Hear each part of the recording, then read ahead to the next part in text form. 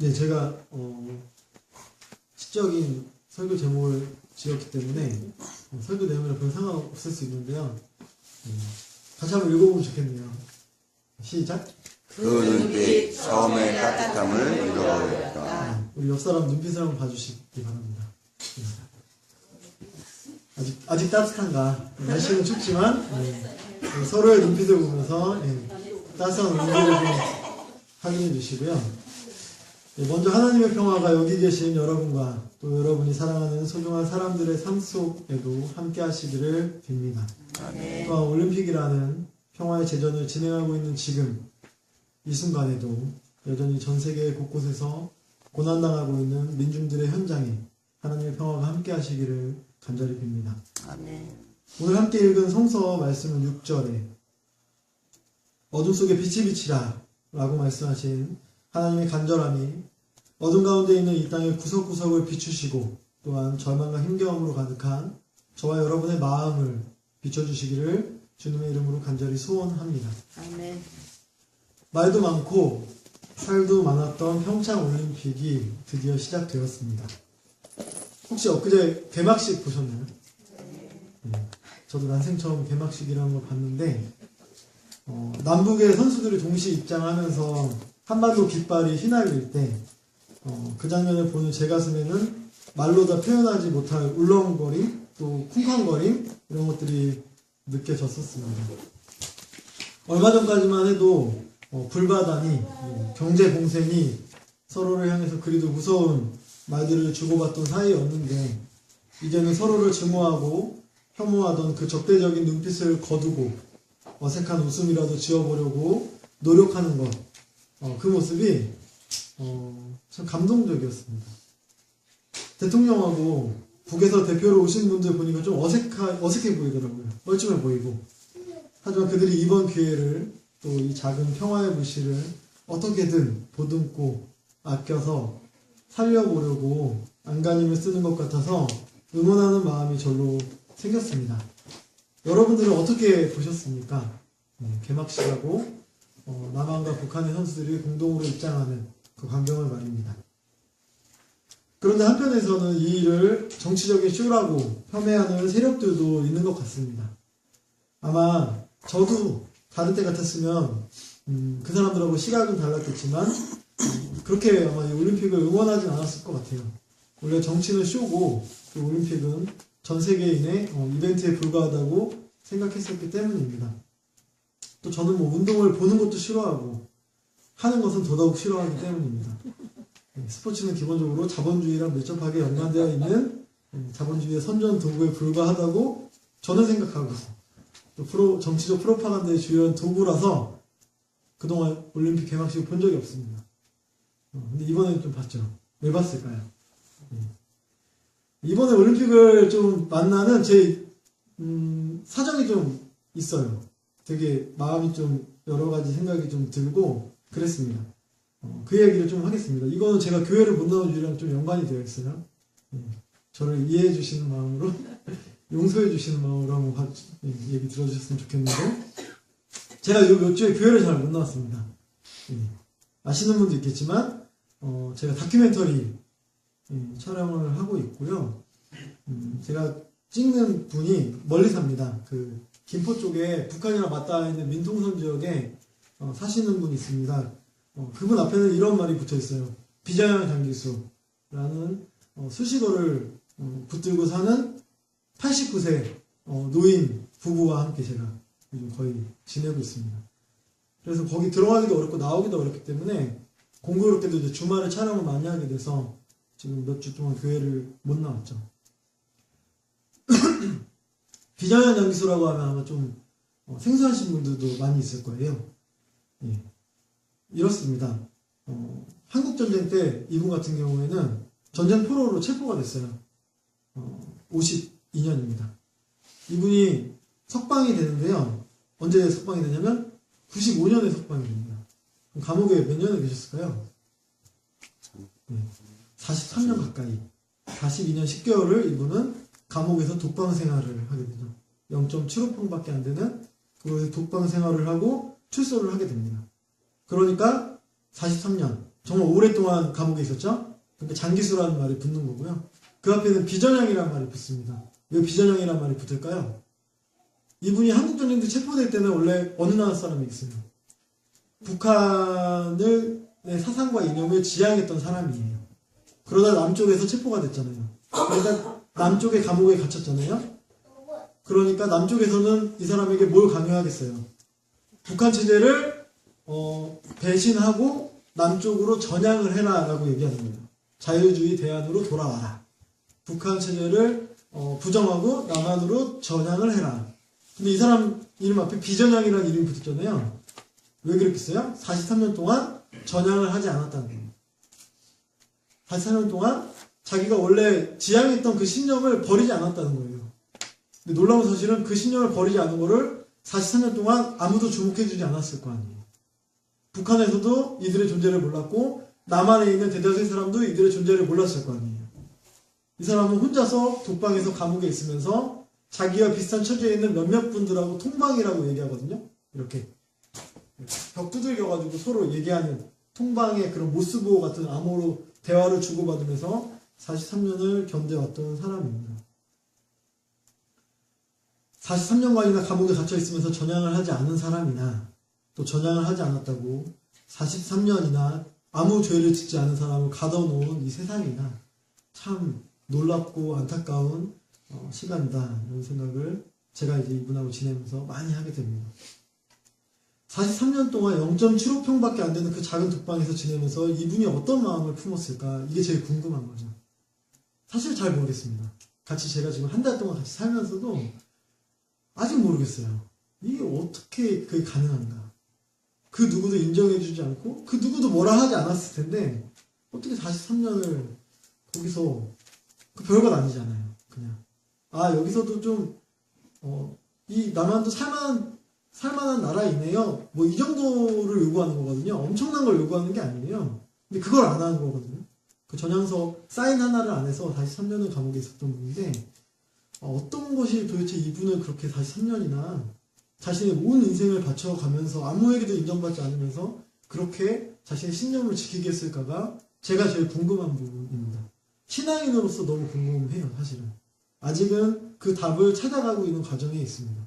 제가 그 답을 찾게 되면 여러분들에게 좀 알려드릴 수 있는 그런 기회가 있어서 좋겠고 그 답을 제가 미처 찾지 못해도 제가 영화를 만들게 되면 그 영화를 보면서 한번 느껴봤으면 좋겠다라는 생각이 있어요.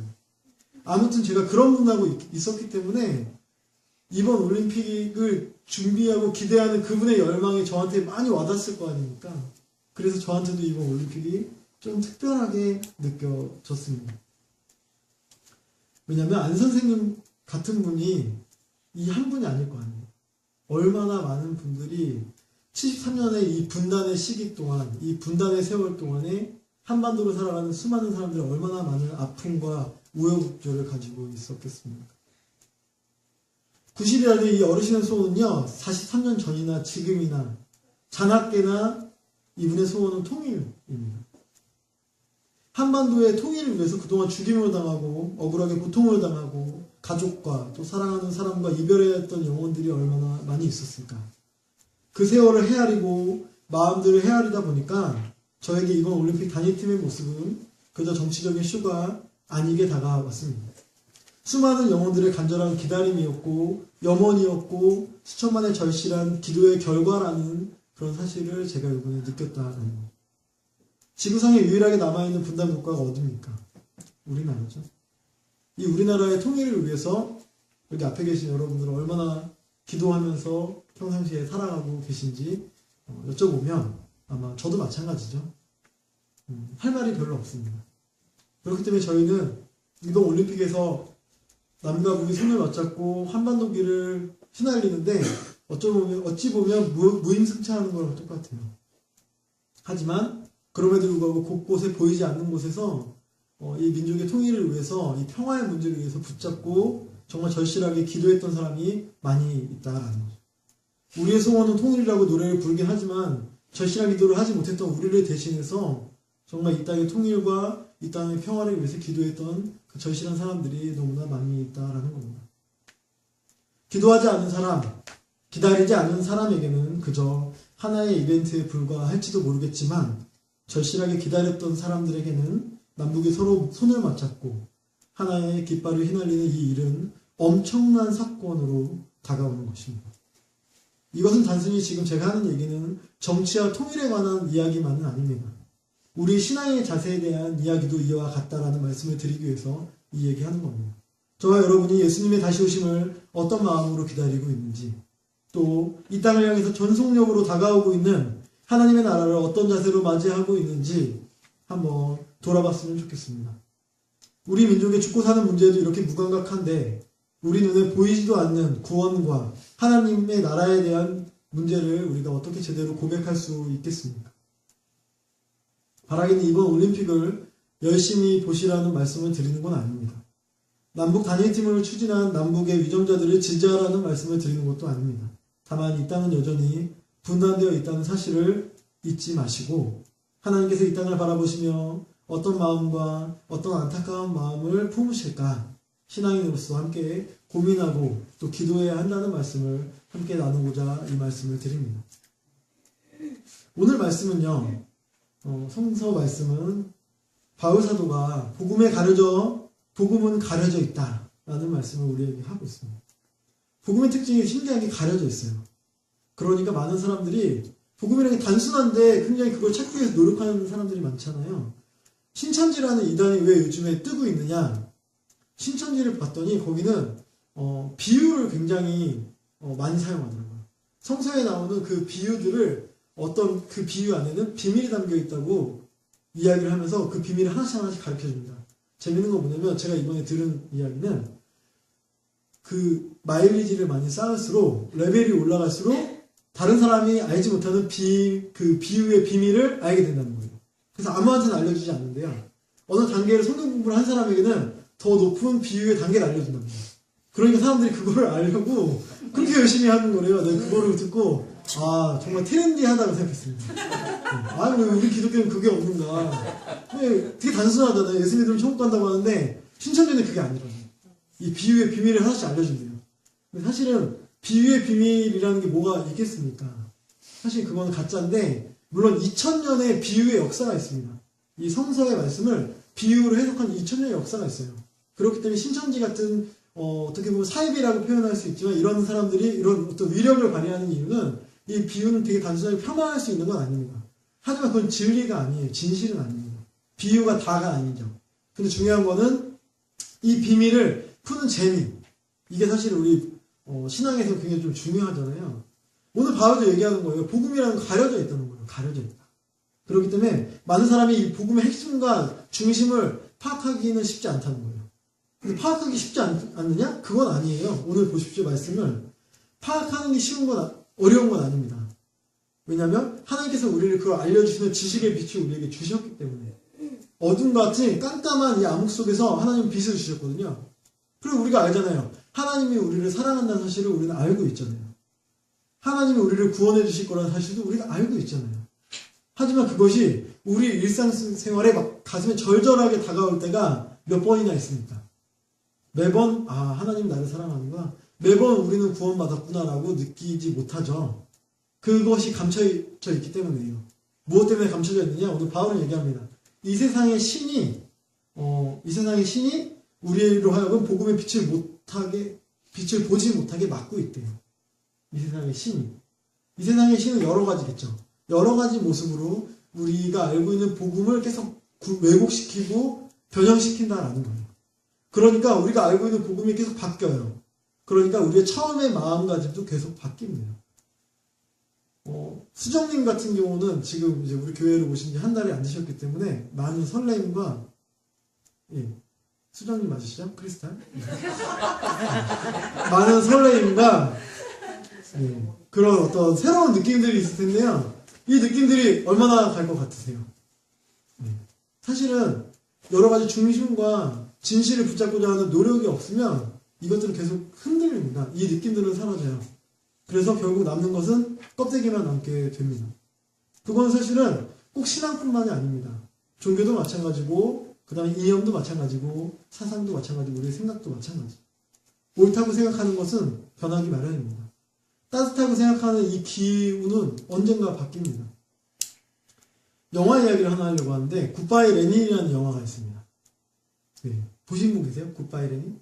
네, 독일 영화고요. 2003년도에 나왔습니다.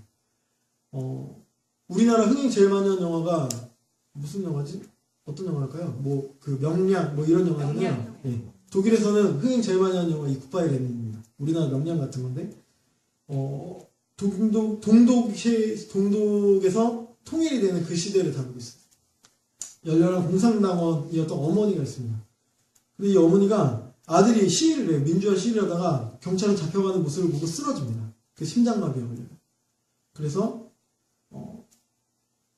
이제 심장마비의 코마 상태에 있는데 얼마 만에 깨어나냐면 8개월 만에 깨어나요. 8개월 만에 깨어났더니 이제 아들이 엄청나게 좋아할 거 아닙니까? 아들 이름이 알렉스예요. 알렉스가 너무 좋아하는데 의사가 너무 좋아할 것 없다고. 어머니가 지금 병환이 너무 안 좋기 때문에 조금이라도 충격을 받으면 어머니는 사망할 수 있습니다. 얘기한 거예요. 근데 지금 어떻게 됐어요? 세상이 어떻게 됐냐면 8개월 만에 세상이 바뀌었어요. 1989년 10월부터 1990년 10월은 독일 베를린 장벽이 무너지고 그 다음에 새로운 통일 독일이 만들어지는 그 과정 중에 있거든요. 이 한복판에 어머니가 8개월 만에 깨어난 거예요. 어떻게 됐어요? 이 열렬한 공산주의자였던 어머니가 지금 세상에 동독이 없어진 시대에 딱 깨어난 거잖아요. 아들이 볼 때는 이거 큰일이다. 이거 알면 우리 어머니 돌아가신다. 그러니까 아들이 뭘 했냐면 그때부터 어머니한테 세상이 바뀐 세상을 이 소식을 어머니가 알면 안 되니까 그거 다 이제 가리기 시작하는 거죠. 이 영화의 카피가 뭐냐면 지상 최대의 거짓말이 시작된다라는 겁니다. 예, 어떤 느낌인지 알겠죠? 그러니까 세상에 창문 밖에 이제 코카콜라 뭐라 그러죠? 현수막이 걸리니까 그걸 가리려고. 그다음 어머니가 알렉스야 테레비를 보고 싶단다. 그러니까 테레비를 어떻게 보여줘요? 막 고민하다가 자기 친구 영상 만드는 친구를 해서 이제 뉴스도 다 조작하고 막 이런 재미있는 영화예요. 사실 코미디 영화인데 이 사람들이 고군분투하는 그 모습이 좀 안쓰러워요. 그 안에 동독 사람들이 얼마나 소외되고 있는지, 그 다음에 독일 통일하는 과정이 얼마나 혼란스러운지, 그동안에 자본주의가 얘기했던 것들이 얼마나 허황된지, 그 다음에 사회주의가 얘기했던 것들이 얼마나 허황된지, 이런 걸 막 보여주는 영화가. 되게 영화는 수준이 높은 영화니까 여러분들 수준에 잘 맞을 겁니다. 꼭 보시고요. 중요한 건 뭐냐면 어머니를 위해서 이 고군분투하는 알렉스의 눈빛에 주목하려고 해요. 이 알렉스가 지금 뭘 하고 있는 거예요? 거짓말하고 있어요. 왜? 어머니를 살리기 위해서. 어머니의 건강을 생각하는 그 마음 때문에 온갖 지금 거짓말을 하고 있죠. 그럼 나중에 어떻게 되는지 아세요? 어머니가 이 영화의 반전은 제가 이야기하지 않겠습니다. 스포일러기 때문에. 엄청난 반전이 많이 있는데 어머니가 이제 결국은 이 사실을 다 알아채게 된다는 거를 알렉스도 알아요. 그래서 이제 이 거짓말을 그냥 이제 진실로 공표하면 되거든요. 근데 알렉스가 공표를 언제까지 안 하는지 아세요? 어머니가 돌아가실 때까지 거짓말을 공표하지 않아요. 그리고 어머니가 돌아가세요, 결국은. 그때 알렉스가 한숨을 쉬면서 미소를 짓습니다. 왜요? 자기의 목적이 완수됐습니다. 어머니가 결국은 이 사실을 알지 못하고 돌아가시는 게 편안한 거예요. 근데 그 눈빛이 저는 굉장히 서늘하게 느껴졌습니다. 어떤 느낌인지 아세요? 어머니를 살리기 위해서 거짓말을 시작했는데요. 어머니가 죽으니까 마음이 편해지는 거예요. 왜냐면 자기가 했던 이 거짓말이 완성됐다고 생각하니까. 저는 이거 진짜 무섭다고 생각했어요. 이 영화가 왜 이렇게 흥행했을까? 이거구나. 사회주의든 자유주의든 어떤 거예요? 좋은 겁니다. 따뜻한 마음으로 시작했어요. 인간이 잘 살 수 있는 세상을 만들기 위해서 고군분투해서 시작한 거거든요. 근데 그 결과는 뭐예요? 거기에 인간은 사라져요. 체제를 유지하기 위한 어떤 껍데기만 남아요. 그게 이 냉전 체제를 사는 사람들의 비극이죠. 왜 한반도가 지금 태극기를 드냐 한반도기를 쓰냐 이거 가지고 지금 난리를 칩니까? 뭐가 남아있는 거예요? 껍데기만 남아있어서 그렇습니다. 이념이라는 게 왜 사람들이 지금 이념을 비아냥거리잖아요. 그런 게 아니에요. 물론 이념은 숭고한 겁니다. 왜 안학수 선생님이 제가 아까 얘기했던 제가 촬영하고 있는 이분이 43년을 그걸 지킵니까? 얼마나 숭고한 거길래 그걸 지킬까요? 근데 우리 많은 사람들 그걸 비아냥거리는 이유가 뭐죠? 껍데기로 남아서 그래요. 처음에 그 따뜻함이 없어졌습니다. 열정이 없어졌어요. 체제는 그렇게 지금 그래서 그 사상을 가지고 냉소적으로 우리는 지금 쳐다보고 있는 그런 세상으로 살아가고 있습니다. 근데 우리 쪽으로 돌아가 볼게요. 신앙은 어떻습니까? 왜 지금 개신교가 왜 개독교라는 말을 듣고 우리 신앙이 왜 할 일 없이 이렇게 가벼운 취급을 당해야 될까? 껍데기밖에 남지 않아서 그렇지 않을까 이런 생각을 해봅니다. 예수님이 자신의 목숨을 바쳐서까지 사랑했던 그 사랑의 정신이 지금 우리 개신교인들에게, 기독교인들에게 남아있는가? 우리에게 남아있는 건 지금 무엇인가 돌아보게 되는 거죠. 성소수자 뭐 동성애 반대하고 이런 것들 보면은 어떤 게 남아있을까 이런 생각을 해보는 거예요. 예수님의 그 사람을 사랑했던 따뜻함이 지금 우리에게 남아있는가 그런 생각을 해보게 되는 겁니다. 율법주의가 나쁘다고 하는데 그것이 왜 나쁜지 우리 현실을 보면 우리는 한번 돌아보게 되는 거죠. 2003년도에 독일에서 이 영화 굿바이 레닌 영화가 얼마나 왜 이렇게 흥행을 했을까? 이제 사람들이 간파하는 겁니다. 그 껍데기가 무엇인지, 껍데기 실체가. 지금 우리가 우리 스스로를 돌아봤을 때, 우리 신앙의 모습을 돌아봤을 때 어떠한가 이런 생각을 해보게 됩니다. 바울 사도는 얘기합니다. 오늘 말씀에서 우리는요 자신을 전하는 것이 아니라 예수 그리스도를 주님으로 선포합니다 라고 이렇게 얘기하고 있는 거예요. 그런데 우리 기독교인들이 지금 우리 신앙의 모습에서 예수 그리스도를 선포하고 있는지 아니면 우리 자신을 선포하고 있는지 한번 돌아봤으면 좋겠습니다. 우리가 신앙을 믿는 이유가 무엇인가? 나 자신을 선포한다는 게 별거 아니죠. 내가 예수를 믿는 이유가 나의 욕구와 나의 자랑과 나의 목적과 나의 목표를 위해서 지금 믿고 있는 것이 아닌가 돌아봐야 될 때는 아는 겁니다. 예수 그리스도를 내세운다고 했잖아요. 우리는 우리 자신을 예수의 종으로 내세운다고 했잖아요. 하지만 그럼에도 불구하고 그것이 아니라 나를 주인으로 나의 욕망과 욕구를 예수를 앞세워서 함께 내세우기 때문에 지금 우리의 모습이 껍데기처럼 보이는 것은 아닌가 돌아보게 되었습니다. 우리 오늘 6절에서 이렇게 얘기합니다. 어둠 속에 빛이 비춰라 하고 말씀하신 하나님께서 우리의 마음속에 빛을 비추셔서 예수 그리스도의 얼굴에 나타난 하나님의 영광을 아는 지식의 빛을 우리에게 주셨습니다. 라고 얘기합니다. 태초에 빛이 있으라. 성서에서 제일 먼저 나오는 얘기잖아요. 그죠? 하나님께서 세상을 만들 때 빛을 제일 먼저 만든다고 했어요. 어둠 속에 빛을 비치는 게 우리 복음의 가장 핵심입니다. 환하게 만드는 거죠. 환하게 만들면요 좀 초라해지는 게 굉장히 많습니다. 오늘 제가 사진 하나를 보여드리는데 네. 이게 뭐 같아 보이세요? 무엇일까요? 야경 같죠. 제가 올해 1월 1일날 저녁에 남산타워에 갔더니 이 똑같은 모습이 있더라고요. 엄청 멋있죠. 그런데 이거의 실체는 이렇습니다. 뭔지 아세요? 이게 엄청 위대한 작품인데요. 제가 어제 봤습니다. 어제 제가 어디 갔다 왔냐면 강릉에 다녀왔고요. 강릉은 지금 강원 비엔날레라는 걸 하고 있어요. 이 작품의 이름은 메트로폴리스라는 작품이고요. 러시아 사람 블라디미르 세제주뉴프라는 사람이 만든 작품이에요. 어떤 느낌인지 아시겠어요? 어둠 가운데 있을 때는 아름다운 화려한 야경을 갖고 있는 것 같지만 이 실체는 쓰레기라는 거예요. 실제로 여기다가 야광 페인트 같은 걸 발라가지고 이제 어둡게 하면 이렇게 보이는 거거든요. 근데 이거 보면서 어떤 여러 가지 생각들이 있더라고요. 우리가 보는 이 화려한 어떤 이 모습들 사이에는 실제로 이런 쓰레기 같은 껍데기만 남아있는 게 아닌가, 그것도 우리가 지금 착각하고 있는 게 아닌가, 뭐 이런 생각을 좀 해보게 하는 그런 예술 작품이었습니다. 실제로 진짜를 잃어버린, 본질을 잃어버린 이 껍데기 같은 모습들 우리의 삶 가운데 많이 보이지 않는가, 이런 생각을 해보게 됩니다. 평창 동계올림픽을 보면서 남과 북이 손을 잡고 하나의 한반도 깃발을 휘날리는데 여러 가지 감동적인 부분들, 여러 가지 메시지들이 있는데요. 그럼에도 불구하고 본질을 우리가 놓치면 안 되겠다. 본질은 뭡니까? 지금 남과 북은 분단되어 있구나. 우리는 전쟁 중에 있구나. 우리는 서로를 원치 않지만 증오하고 있구나. 어떤 사람은 43년이나 이 통일을 기다리지만 가족을 잃고 그다음 혼자 독방에 갇혀서 싸우고 있지만 그런 사람들은 홀로 외롭게 지금 기도하고 있구나. 뭐 이런 여러 가지의 진실을 우리가 놓치지 않아야 될 거라는 생각이고요. 우리가 신앙을 갖는다는 건 본질을 잃지 않고 여러 가지 가려져 있는 복음을 우리가 놓치지 않고 그럼에도 불구하고 비춰주시는 복음의 진리와 하나님의 빛을 붙잡아야 되는구나.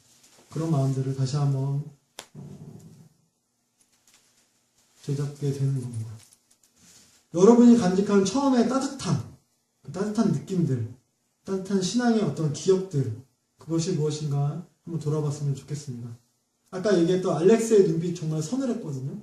어머니를 사랑했지만 어머니가 돌아가시자 마음이 편해지는 그 알렉스의 눈빛을 여러분들도 한번 다시 한번 떠올려 보시고 우리의 눈빛, 또 이 세상의 눈빛 어떻게 변해가고 있는가, 또한 우리는 어떻게 살아가야 될 것인가, 그런 것들을 다시 한번 기억하고 다시 한번 떠올려 보시는 그런 귀한 절기가 되길 바랍니다.